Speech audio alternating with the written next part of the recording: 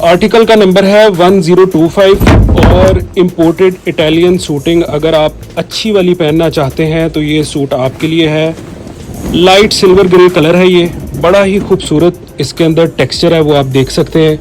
इंतहाई खूबसूरत light weight वूल जो कि पूरा साल 12 महीने इस्तेमाल किया जा सकता है।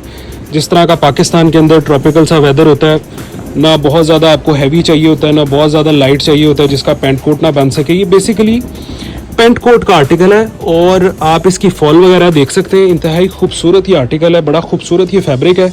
ये आप इसकी सेल्वेज भी देख सकते हैं और ओरिजिनल इंपोर्टेड इटालियन फैब्रिक है ये। इसका बेसिकली 2 पीस और 3 पीस तैयार किया जाता है। ये शलवार कमीज़ का आर्टिकल नहीं है, लेकिन कुछ लोग मतलब इसकी एक्सपेंसिव शलवार कमीज़ हो जाती है, लेकिन कुछ लोग पसंद करते हैं 5 मीटर की कटिंग लेते हैं, कुछ लोग 4 मीटर की स्टैंडर्ड कटिंग लेते हैं शलवार कमीज़ के लिए, लेकिन कुछ लोग इसकी 5 मीटर की कटिंग